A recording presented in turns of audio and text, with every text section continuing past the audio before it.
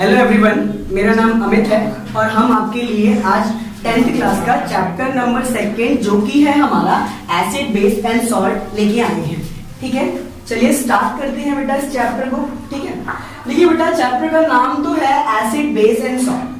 अब अगर मैं पूछूं कि क्या होता है, तो आप लोगों ने जो क्लास 7th में पढ़ा है कि एसिड स्वाद में खट्टा, बेस स्वाद में कड़वा, ऐसे पदार्थ या ऐसे सब्सटेंसेस को हम एसिड एंड बेस एंड कहते हैं। चलिए मैं आपको एक प्रिंसिपल बताता हूँ। ठीक है, आशा करता हूँ आपको पसंद आएगा।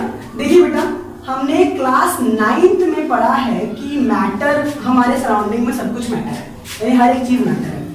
अब क्या हमने पढ़ा है कि जो केमिकल बेसिस पे हम मैटर को कैसे क्लासिफाई करते हैं, तो हम बोलते हैं कि मैटर जो होता है वो प्योर सब्सटेंस या फिर मिक्सचर होता है।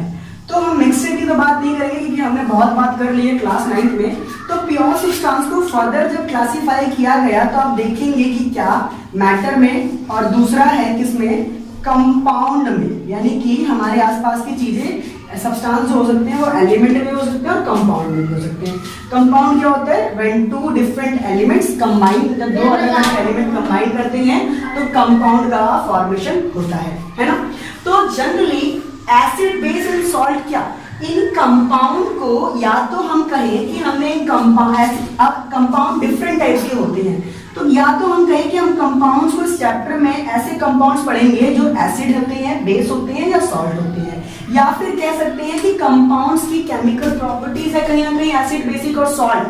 ठीक है, क्यों, जो एसिड जो जिसकी प्रॉपर्टी एसिडिक है वो एसिड हुआ, और एसिड भी एक कंपाउंड है। जिसकी प्रॉपर्टी बेसिक है वो क्या हुआ, बेस, तो वो भी क्या है, कंपाउंड। ठीक है, सॉल्ट की बात की जिसका हम डेली लाइफ में इस्तेमाल करते हैं, यूटिलाइज हम, ठीक है ना, अपने ईटिंग वगैरह में खाते पीते हैं, तो वो भी क्या है, कंपाउंड है। तो जनरली हम ये कह सकते हैं कि कंपाउंड्स को हम यहाँ पर इन्हें 3 हिस्सों में बांट दिया, दैट इज एसिड, बेस और सॉल्ट। ठीक है, ठीक, हम यहाँ पर ठीक। अच्छा चलिए एग्जांपल लेते हैं फिर और समझते हैं। देखिए बेटा, ये जो एसिड है, ये जो एसिड है, एसिड का एक कॉमन एग्जांपल हम लोग लेते हैं कर्ड। हम लोग कर्ड खाते हैं, ठीक है, दही। और दही जो होता है कैसा होता है, खट्टा होता है, होता है नहीं होता। अब क्यों होता है, क्योंकि इसमें एक एसिड होता है जिसे हम बोलते हैं लैक्टिक एसिड। कौन सा एसिड है इसके अंदर, इसके अंदर लैक्टिक एसिड है। ठीक है, और ये हमारे नेचर में पाया जाता है।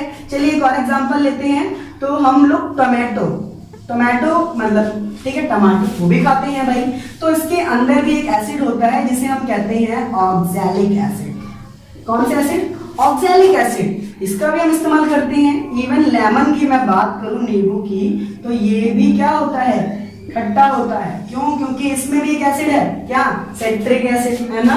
तो कहीं ना कहीं हम क्या देख रहे हैं कि ये सब्सटेंस कैसे हैं, एसिडिक हैं। ठीक है, चलिए और एग्जांपल लें तो चाउमीन हम सबको पसंद होती है बहुत ज्यादा, तो चाउमीन वाला जो उसमें ब्लैक कलर जिसकी वजह से होता है, चाउमीन तो जनरली व्हाइट होती है, जब उसमें विनेगर मिलाता है तो उसका कलर ब्लैक हो जाता है। ठीक है, जो हम बाहर, ठीक है, खाते हैं हम लोग। तो विनेगर में भी क्या होता है, एक एसिड होता है जिसे हम बोलते हैं एसिटिक एसिड। क्या बोलते हैं इसको, एसिटिक एसिड। ठीक, तो कहीं ना कहीं आप देख पा रहे हैं कि एसिड इनका हम इस्तेमाल करते हैं। ठीक, और ये कैसी है, एसिड है। तो या तो आप कुछ भी कह सकते हैं, कंपाउंड्स को या तो हमने क्लासिफाई कर दिया एसिड, बेस और सॉल्ट कैटेगरी में, उनको पढ़ रहे हैं, या कंपाउंड्स की केमिकल प्रॉपर्टीज हैं। ठीक, क्योंकि कुछ भी कह सकते हैं हमसे।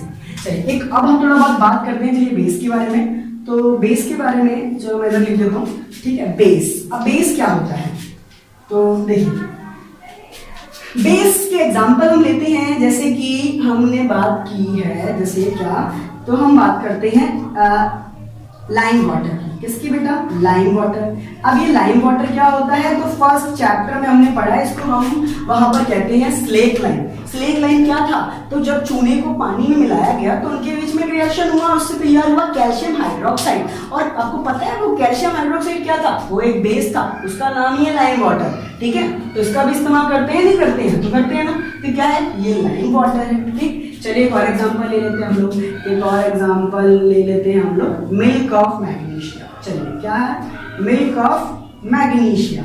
जब हमें एसिडिटी हो जाती है या तो हम इनो लेते हैं या मिल्क ऑफ मैग्नीशिया लेते हैं। ठीक है, ये भी क्या है, ये भी एक बेस है। ठीक है, क्या है, ये भी एक बेस है। चलिए एक और एग्जांपल लेते हैं, एक और एग्जांपल हम लेते हैं जिसका क्या कहते हैं इसको, कास्टिक सोडा।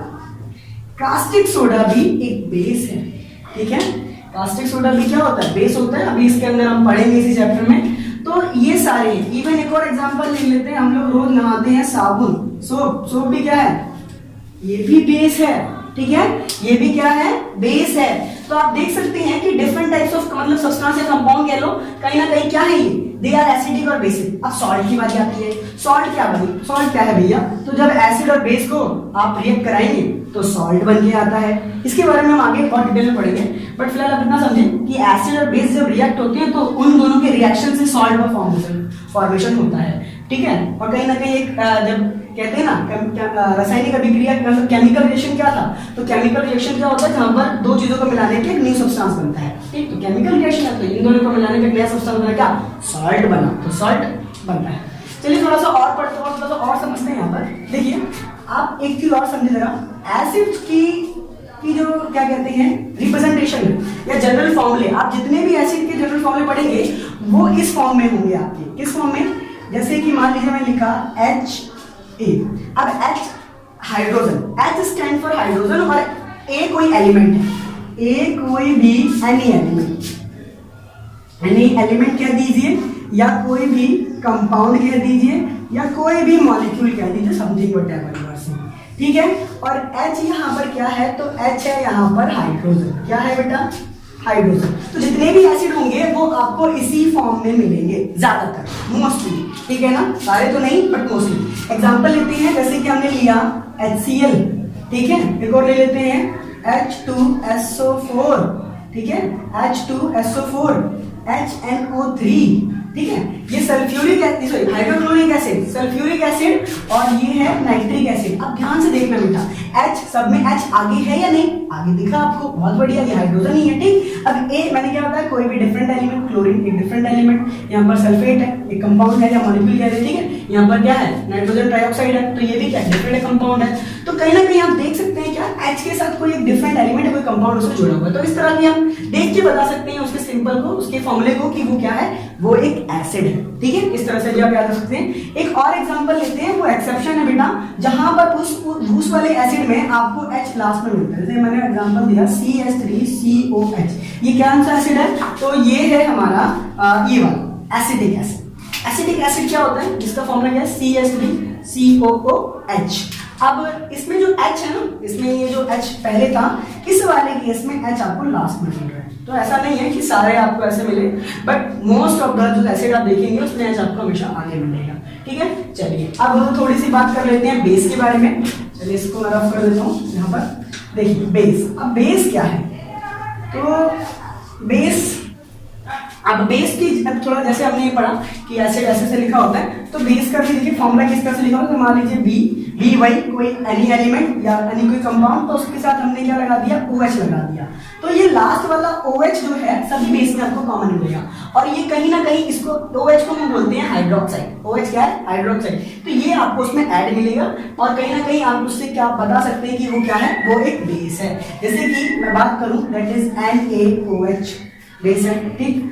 और बात करूं KOH, ठीक, क्या बेस है। एक और बात कर लेते हैं, चलिए कैल्शियम हाइड्रोक्साइड जो कि लाइम वाटर है, ये रहा क्या है, बेस, ऑल आर बेस। कैसे पता, इनके पीछे OH है, क्या है, OH है। इस तरीके से आप ध्यान रख सकते हैं कि बेस क्या होता है। चलिए एक चीज और बताना मैं भूल गया, ध्यान से देखना बेटा, इन सब में एक कॉमन चीज थी, वो था सोर। क्या था बेटा, सोर। सोर मतलब खट्टा। ये सारे कैसे हैं, खट्टे होते हैं स्वाद में। तो कहीं ना कहीं सभी एसिड की कॉमन प्रॉपर्टी है क्या, एसिड, तो सोर इन टेस्ट। वहीं मैं बात करूं बेस की, तो बेस में कहीं ना कहीं कॉमन क्या है, तो बेस बिटर होते हैं बेटा। कैसे होते हैं, बिटर होते हैं, और सोपी इन टच होते हैं, ठीक है ना, बिटर इन टेस्ट एंड सोपी इन नेचर, ठीक। साबुन में टच करेंगे तो फील होता है ना, सोपी वैसा फील होता है। चलिए तो आई होप आपको ये समझ में आया होगा। पर एक बात और, चलो एक बात और बता दूं मैं आपको। देखिए अब बेस भी आप दो टाइप के पढ़ेंगे, एक होता है अल्कली, एक होता है अल्कालाइन, ठीक है। अल्कली वाले की बात करते हैं हम लोग। अल्कली क्या होता है, अल्कली एक ऐसा बेस जो पानी में डिसॉल्व हो जाता है, ठीक है, जो पानी में डिसॉल्व हो जाता है। यानी कि मैं कह सकता हूं क्या, कैसे बेस जो वाटर सॉल्युबल है। क्या है भाई, वाटर सॉल्युबल है। ठीक है। बेस में कौन सा, अल्कली। अल्कली कौन सा है, वाटर सॉल्युबल। अब कौन कौन है, जैसे कि ये आपका NaOH हो गया, ठीक है, ये क्या है, ये अल्कली है, KOH हो गया, ठीक है, these all are alkali basis. ठीक, चलिए अब हम रफ करते हैं, देन आगे हम बात करते हैं, ठीक है।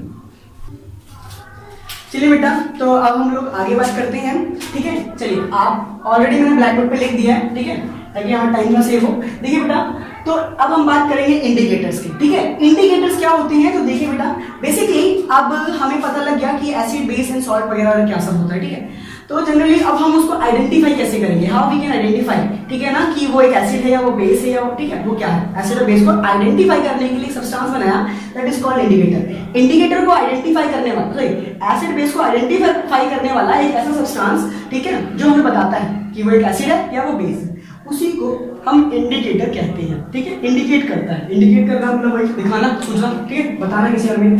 तो इंडिकेटर दे आर 3 टाइप्स, ठीक है। इस चैप्टर में कहीं ना कहीं हम 3 टाइप के बारे में पढ़ने वाले हैं। सबसे पहला नेचुरल। नेचुरल का मतलब नाम से क्लियर होना चाहिए आप लोगों को, ऑब्वियसली बात है, होगा इतना तो, ठीक है। नेचुरल मतलब जिन्हें हमने नेचुरली ऑब्टेन किया है, ठीक है, ठीक है। लिटमस पेपर, लीचेन एक प्लांट होता है जिससे ऑब्टेन किया जाता है। अब लिटमस पेपर 2 टाइप के होते हैं, एक ब्लू और एक रेड, ठीक है। ब्लू होता है या रेड होता है।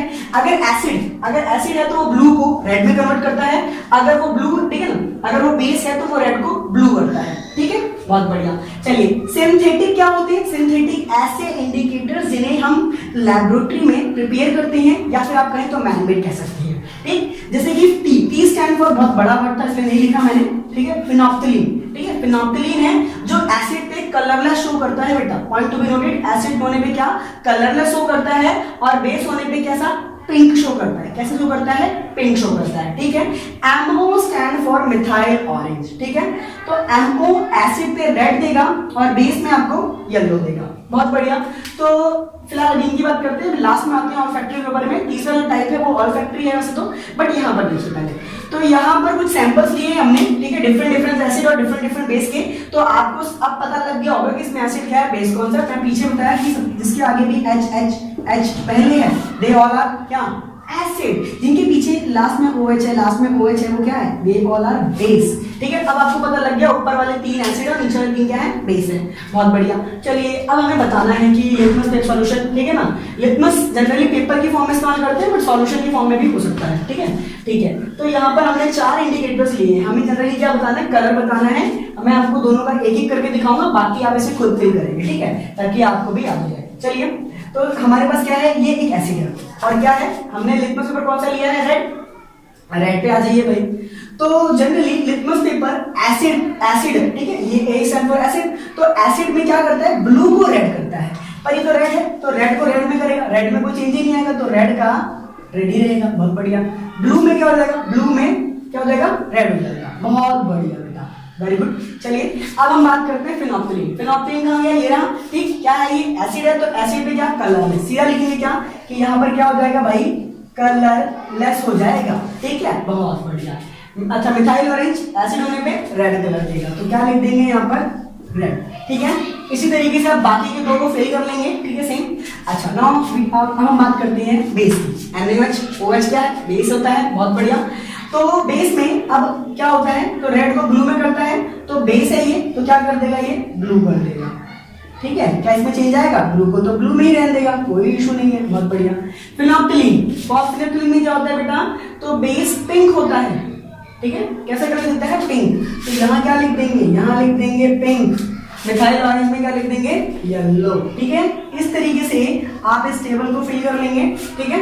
आई होप आपको ये समझ में आया होगा। इंडिकेटर्स क्या होते हैं, तो कुछ नहीं होते, आइडेंटिफाई करने वाले। किसको आइडेंटिफाई करने वाले, एसिड और बेस को आइडेंटिफाई करने वाले, ठीक। और ये 2 टाइप, तो ये हो गया। तीसरा टाइप क्या, ऑल्फैक्टरी। अब ये ऑल्फैक्टरी क्या, तो इसके ओवल में एक शब्द छुपा है जिसे हम बोलते हैं ओडोर, और ओडोर का मतलब स्मेल, ठीक है, स्मेल यानी खुशबू, ठीक है। अब जनरली क्या करते हैं, ऑल्फैक्टरी इंडिकेटर्स ऐसे इंडिकेटर्स जो कि एसिड और बेस के साथ मिलने पे उनकी स्मेल को क्या करते हैं, खत्म कर देते हैं, ठीक है ना, ठीक है, जिनके साथ, ठीक है, तो क्या करते हैं, स्मेल को खत्म करते हैं। एग्जांपल लेते हैं, इनके 2 एग्जांपल है हमारे पास। चलिए, एक ले लिया हमने अनियन, दूसरा ले लिया हमने वनीला, ठीक है। अब देखिए बेटा, अगर आप अनियन और वनीला में एसिड मिलाएंगे ना, तो ये इनकी स्मेल आयन को डिस्ट्रॉय नहीं कर पाएगा, ठीक है। बट हाँ, अगर आप इसमें बेस मिला दें तो बेस मिलाएंगे तो क्या करेगा, इस अनियन की और वेनिला की स्मेल को क्या कर देगा, डिस्ट्रॉय कर देगा, ठीक है।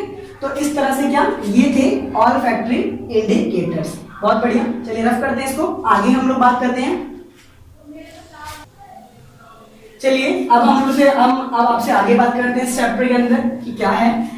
तो अब हम बात करेंगे रिएक्शंस ऑफ एसिड और बेस की, हम लोग बात करेंगे, रिएक्शंस देखेंगे एंड कहीं ना कहीं मतलब केमिकल प्रॉपर्टीज देख रहे हैं एसिडिक, बेसिक और सॉल्ट वाले कंपाउंड्स की। पहली रिएक्शन है क्या कि हमने एसिड में क्या मिलाया, मेटल मिलाया। जब एसिड में हमने क्या ऐड किया, तो हमने ऐड किया, क्या ऐड किया, तो हमने एसिड में जब मेटल ऐड किया तो क्या बन के आया, सॉल्ट प्लस हाइड्रोजन गैस बन के आया, ठीक है। अब ठीक है, चलिए इसका एग्जांपल लेते हैं। जैसे मान लीजिए जिंक के साथ हमने HCl को ऐड किया तो क्या बन के आया आप, ठीक है, इसमें बन के आया बेटा ZnCl2 प्लस H2 गैस क्या हुई, रिमूव हुई, ठीक है। तो आप देख सकते हैं कि जब हमने एसिड में मेटल मिलाया तो मेटल का क्या बना, हाइड्रोजन गैस फॉर्म हुआ और यहाँ पर सॉल्ट फॉर्म हुआ, ठीक है। चलिए अच्छा, अब कहीं ना कहीं अगर आपने देखा हो तो हमने फर्स्ट चैप्टर में भी ये रिएक्शन, इसी टाइप की रिएक्शन हमने देखी थी, जिसमें हमने क्या देखा था कि जब हमने जिंक में H2SO4 मिलाया था तो क्या बना था, जिंक सल्फेट बना था और हाइड्रोजन गैस बना था, ठीक है ना। या तो आप इसको ऐसे याद रखें या तो आप ऐसे याद रखें, अगर आपको पता हो कि यहाँ पर मेटल है यहाँ पर एसिड है तो आप उसमें से H2 को रिमूव कर दें, जो बच जाए उनको कंबाइन कर दें तो आपका सॉल्ट तैयार हो जाएगा, ठीक है ना। चलिए आप इसको ऐसे भी याद कर सकते हैं। अच्छा, अब जब हमने इसमें मिलाया उसमें हाइड्रोजन गैस क्या होगी, रिलीज होगी। अब कहीं ना कहीं इसको चेक करने के लिए, किसको चेक करने के लिए कि वहां पर रिएक्शन हुई और रिएक्शन में सॉल्ट ये बना और हाइड्रोजन गैस ही रिमूव हुई। अब ये वाली जो गैस है वो हाइड्रोजन है, कहीं ना कहीं इसको टेस्ट करने के लिए हमारे पास एक टेस्ट है, ठीक है ना। कैसे आइडेंटिफाई करेंगे कि ये गैस हाइड्रोजन गैस है। तो देखिए बेटा, हम क्या करते हैं, आप क्या करिए, कोई भी इसको ना, आप इसके पास कोई भी क्या कैंडल लेके जाए, क्या आप इस जहां से भी ये गैस रिलीज हो रही है, लिबरेटेड हो रही है, वहां पर आप कैंडल रख दें या आप मैस्टिक का इस्तेमाल करें, तो आप क्या देखेंगे कि ये जो है ना एक टाइप का साउंड प्रोड्यूस करेगी, पॉप साउंड प्रोड्यूस करेगी। क्या साउंड प्रोड्यूस करेगी, पॉप साउंड। ये पॉप साउंड क्या हो गया, मतलब अभी कभी अपने बचपन में छोटे वाले जो पटाखे वटाखे होते हैं ना, फोड़े होंगे आप लोगों ने, ठीक है, तो उसके जो साउंड निकलता है बूम टाइप का, तो वैसे ही हल्का सा ये उसी जैसा होता है, बट थोड़ा सा इसका आवाज कम होता है, तो पॉप साउंड प्रोड्यूस करता है। और ये पॉप साउंड कहीं ना कहीं इंडिकेट करता है कि ये गैस कौन सी है, हाइड्रोजन गैस है। और हाइड्रोजन गैस कब निकलती है, कि जब इन दोनों के बीच में क्या होगा, ये बना होगा और हाइड्रोजन गैस निकली होगी, हाइड्रोजन गैस निकली, पॉप साउंड प्रोड्यूस किया, इट मींस व्हाट, की रिएक्शन में ये फॉलो हुआ, ठीक है। चलिए आप इसको ऐसे भी याद कर सकते हैं, या फिर अगर आप ध्यान से देखें तो ये कहीं ना कहीं डिस्प्लेसमेंट रिएक्शन भी है बेटा, ठीक है। डिस्प्लेसमेंट रिएक्शन क्या थी कि उसमें एक higher reactive element less reactive element को क्या कर रहा था, डिस्प्लेस कर रहा था। तो यहाँ पर जिंक जो है एक हायर रिएक्टिव एलिमेंट है जो कि हाइड्रोजन को लेस रिएक्टिव एलिमेंट को क्या कर रहा है, डिस्प्लेस कर रहा है, ठीक है। तो ये थी पहली रिएक्शन, ठीक है। चलिए एक और एग्जांपल हम इस रिएक्शन नेक्स्ट देखते हैं। तो नेक्स्ट में क्या है बेटा, जब हमने एसिड में, ठीक है, हम यहाँ पर सिर्फ केवल एसिड की बात कर रहे हैं, बाद में बेस बात करेंगे। तो हमने क्या किया, एसिड में अब हमने MCO3, अब शॉर्ट फॉर्म में लिखूंगा क्योंकि स्पेस बहुत ज्यादा लग जाएगा, ठीक है। M मेटल को रिप्रेजेंट कर रहा है, ठीक है, और CO3 कार्बोनेट होता है। क्या होता है, कार्बोनेट होता है, ठीक है, पॉइंट टू बी नोटेड। क्या, MCO3 आप लें या फिर आप MHCO3 ले लें, ठीक है, दोनों कैंसिल करते हैं हम लोग। देखिए अब इसमें केवल MCO3 था तो मैंने कहा M मेटल है और CO3 कार्बोनेट की रिप्रेजेंटेशन है बेटा, याद रखना। कहीं पर अगर लिखा होगा मेटल कार्बोनेट, तो अगर आपसे कोई पूछे कि मेटल कार्बोनेट का एग्जांपल दे तो आप कुछ नहीं करेंगे, जस्ट देखो आपकी बुक में जैसे एग्जांपल में रखा है क्या, Na2CO3। देखिए N सोडियम क्या है, मेटल है, CO3 कार्बोनेट, तो क्या हुआ, मेटल कार्बोनेट। इसका नाम है हाइड्रोजन सोडियम कार्बोनेट। उसका अगर मैं दूसरी की बात करूं जो कि क्या है, मेटल हाइड्रोजन कार्बोनेट, इसमें HCO3 है, H लग गया इसलिए हाइड्रोजन कार्बोनेट भी कहा गया इसको, ठीक है। तो कहने का मतलब ये आपको कहीं ना कहीं मैं आपको याद दिला, आप कैसे आपको याद रहेगा कि वो कार्बोनेट है या हाइड्रोजन कार्बोनेट है, उसके नाम से आपको पता रहना चाहिए। इन दोनों को ही आप किसी भी एसिड में, चाहे आप ये मिलाएं चाहे आप ये मिलाएं, आप क्या देखते हैं कि दोनों में ही सेम प्रोडक्ट फॉर्म होता है। क्या बन के आता है, तो सॉल्ट, S मतलब सॉल्ट बनता है, इसमें W बनता है, W मतलब क्या, वाटर, ठीक है, और इसमें क्या बनता है, तो CO2 की गैस यहाँ से रिलीज होती है। सेम प्रोडक्ट इसमें भी बनता है, salt plus water plus CO2 gas यहाँ से लिबरेट होती है, ठीक है। चलिए याद रखना बेटा, नेक्स्ट रिएक्शन में क्या है कि अभी तक हमने मेटल लिया, नेक्स्ट रिएक्शन में हमने मेटल के साथ एक कंपाउंड लिया, ठीक है ना। कहीं ना कहीं आप देखें तो ये सॉल्ट ही है, ठीक है। तो जब हमने एसिड में मेटल कार्बोनेट मिलाया तो उसमें सॉल्ट, वाटर CO2 गैस बनती है। मेटल हाइड्रोजन कार्बोनेट में भी सेम यही बनता है, ठीक है। अब इस रिएक्शन को भी आप क्या करेंगे, रटेंगे नहीं, हम इसे क्या करेंगे, एग्जाम्पल को देखेंगे और यहाँ पर समझेंगे कि कैसे हो रहा है। चलिए देखिए बेटा, हमने क्या किया इसमें, एग्जाम्पल लेते हैं हम लोग। देखो बेटा, हमने HCl लिया, HCl लिया, मेटल कार्बोनेट में हमने चलो ये वाला ले लिया, दैट इज Na2CO3, क्या बना दिस, ये बन गया, बहुत बढ़िया। अब क्या हुआ कि इसमें, ठीक है, जब मिलाया गया तो इसमें बना क्या, अब मान लीजिए मैं बना दे रहा पहले, आप लोग बोलेंगे फिर आप सर आप तो कर रहे हो, आपको याद है, हम कैसे करेंगे। तो आपको देखो ये चीज याद रखनी है कि इस पे मिलाने पे ये, इसके साथ मिलाने पे ये बनता है। अगर ये याद है तो आप इसको खुद इजिली कर देंगे। कैसे कर देंगे, सिंपल। देखो बेटा, अब मैं कहता हूँ, आपको मान लीजिए पता नहीं है कि यहाँ पर क्या बनेगा, ठीक है, बट आपको ये पता है कि CO2 का फॉर्मूला क्या होता है, वैल्यू। आप CO2 पहले बाहर लिख दीजिए, बहुत बढ़िया, लिख दिया, बहुत बढ़िया।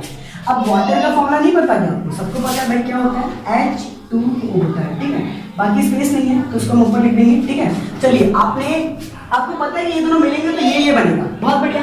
अच्छा, अब क्या करें, अब देखिए, ये आपने CO2 निकला कहां से, तो CO3 से अगर आप CO2 निकालेंगे तो यहाँ पर एक O बच जाएगा बेटा, क्या बच जाएगा, एक O बचेगा, ठीक। अब वाटर बना तो वाटर में O चाहिए, O यहाँ पर आ गया, O यहाँ पर आ गया, पर H की कमी है, H कहां से आया, तो H किसने दिया, एसिड ने H डोनेट किया, ठीक है ना।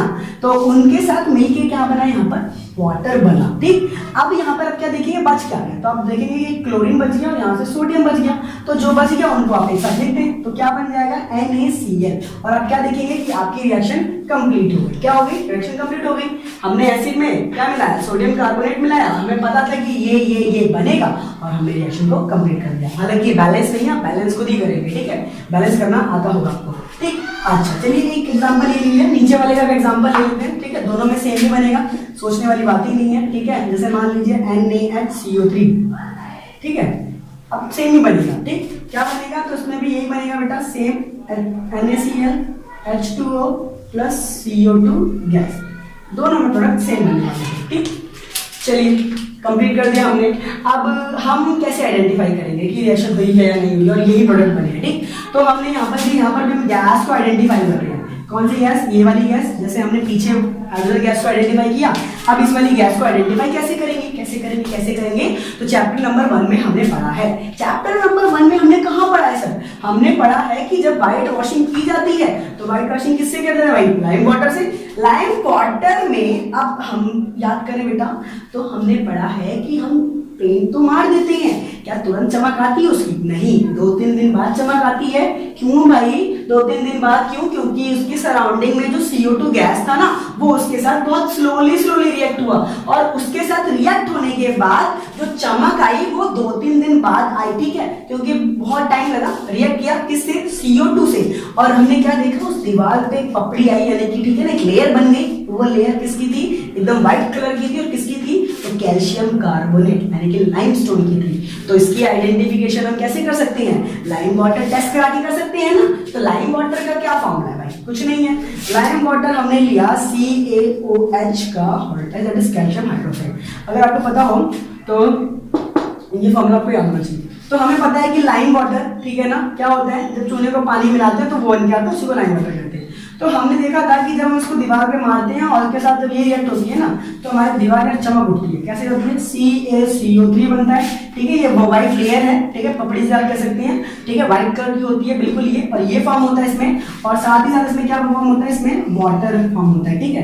तो कुछ इस तरह से रिएक्शन कंप्लीट की थी, ठीक है, सॉलिड होते हैं जनरली। हालांकि यहाँ पर मैं स्टेट भी आपको नहीं बता रहा, ठीक है, कौन किस स्टेट में है, कौन इस स्टेट में नहीं है, बट फिलहाल इंपॉर्टेंट क्या है कि जब हमने इस गैस को आइडेंटिफाई कैसे करेंगे, इस गैस को आइडेंटिफाई करने के लिए हमने लाइम वाटर टेस्ट किया, तो जब इसमें हमने ऐड किया तो ये बन के आया। अगर आपसे कोई पूछे कैसा कलर, तो भाई ये तो बताने की जरूरत ही नहीं है, हम सबको पता है भाई व्हाइट, क्योंकि व्हाइट वॉशिंग में इसका इस्तेमाल करें तो व्हाइट ही चाहिए ना हमें, तो भाई ये व्हाइट कलर का बन के आता है, ठीक। अच्छा, अब क्या, चलिए अब क्या है, अब कहता है कि मान लीजिए कि आप जो है ना, ठीक है, आपने इसका रिएक्शन करवाया, गैस निकल रही थी, आप उसके पास एक और टेस्ट ट्यूब लेके गए जिसमें आपने लाइम वाटर रखा और उनके बीच में रिएक्शन हुआ, तो कैल्शियम कार्बोनेट और वाटर का फॉर्मेशन हुआ।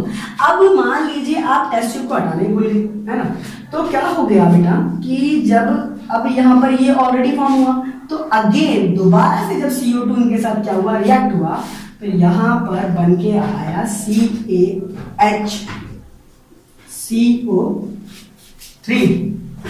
क्या बन के आया, CaHCO3, यानी कि कैल्शियम हाइड्रोजन कार्बोनेट का फॉर्मेशन हुआ। ठीक है, तो कहीं ना कहीं आप क्या देख रहे हैं कि इसका टेस्ट कैसे करेंगे। CO2 के टेस्ट करने के लिए हम लाइम वाटर टेस्ट कराते हैं, ठीक है, और जब वो उसका रिएक्ट करता है तो कैल्शियम कार्बोनेट बनता है, जो दीवार पे जो व्हाइट कलर की पुट्टी होती है बिल्कुल वही होती है, और अगेन रिएक्ट कराते हैं तो कैल्शियम हाइड्रोजन कार्बोनेट बनता है, जो कि कैसा है बेटा, जो कि कलरलेस होता है। ठीक है, कैसा होता है, कलरलेस होता है। अगर आप गौर करें तो अभी देखिए हमने बताया था मेटल कार्बोनेट, ये क्या बन के आया, मेटल कार्बोनेट। ये क्या बताया था, मेटल हाइड्रोजन कार्बोनेट, क्या बन गया है, मेटल हाइड्रोजन कार्बोनेट।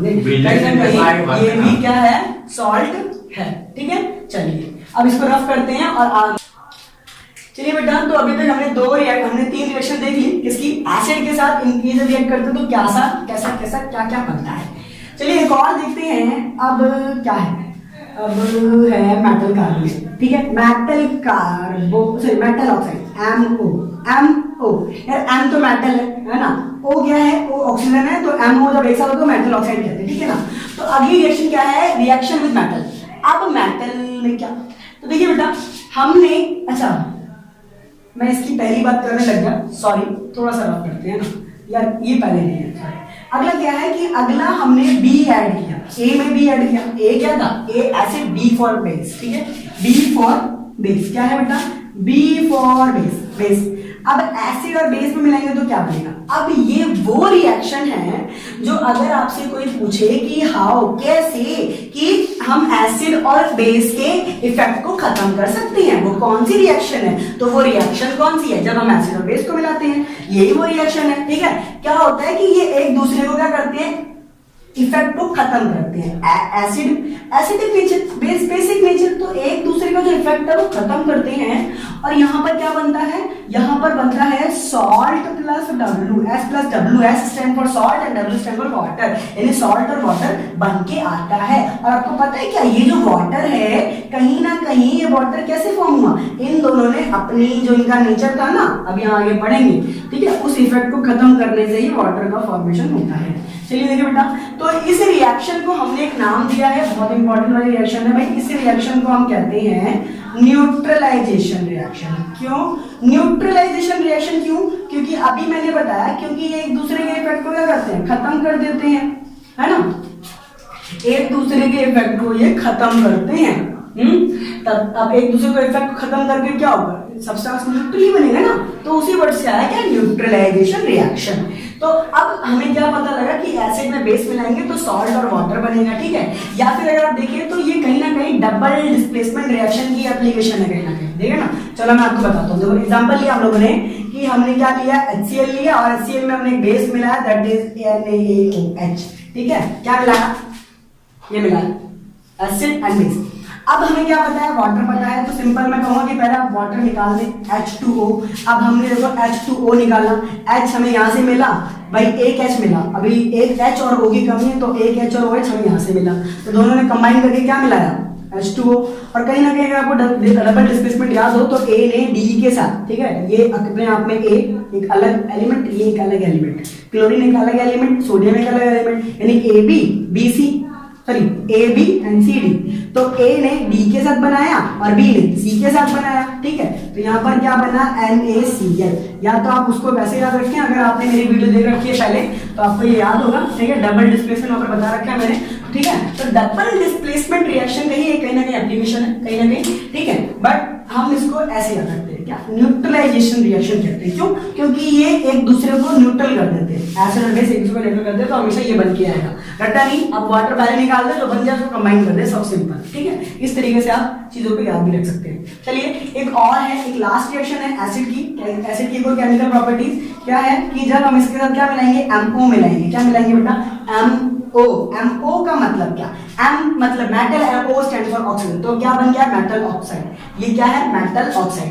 अब देखिए बेटा क्या हुआ कि जब हमने एसिड में मेटल ऑक्साइड मिलाया, ध्यान देना बेटा, हमने क्या हुआ कि जब हमने एसिड में मेटल ऑक्साइड मिलाया तो हमारे पास सॉल्ट S और W बन गया। अगेन अब दिमाग खनका, क्यों खनका भाई? S और W तो तब बन के आता है जब एसिड में बेस मिलाते हैं तो बनता है। अब भाई ये मेटल ऑक्साइड बिल्कुल सेम बना रहा है, क्यों? इट मींस व्हाट बेटा? इसका मतलब कहीं ना कहीं ये जो है ये कैसा है? तो भाई बेसिक नेचर का है, कहीं ना कहीं ऐसा बेस ही है ये भी, ठीक है ना? क्या है ये? बेस ही है। क्या है? बेस है बेटा।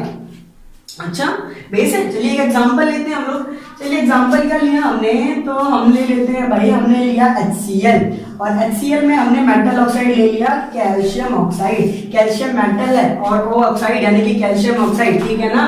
तो क्विकलाइन भी कहते हैं उसको। तो जब हम इसका रिएक्ट कराएंगे तो क्या बनेगा? देखिए बेटा क्या बनता है, तो यहाँ बनता है CaCl2। क्या बनता है? CaCl2, ठीक है ना? यहाँ पर एक, यहाँ पर दो, Cl2 क्यों आया? तो अगर आपको ये क्या क्लास 9 में पढ़ रखा है आपने, ठीक है ना, कंपाउंड कैसे बनते हैं वहां से बना। अब और क्या बनेगा इसमें? वाटर फॉर्म होगा। रिएक्शन कैसी है? अनबैलेंस है। बैलेंस आप खुद करेंगे, ठीक है ना? चलिए तो ये बन के आया, नहीं बन के आया? बहुत बढ़िया बन के आया, ठीक। तो HCl के साथ जब मतलब हमने जब एसिड में क्या मिलाया? Metal oxide. एसिड में मेटल ऑक्साइड मिलाया तो क्या बनता है? सॉल्ट एंड वाटर, ठीक है? ये बिल्कुल सेम है न्यूट्रलाइजेशन रिएक्शन, ठीक है ना? और इसी और कहीं ना कहीं ये ऐसा ये फॉर्म हो रहा है तो कहीं ना कहीं क्या हो जाता है कि ये बेस है।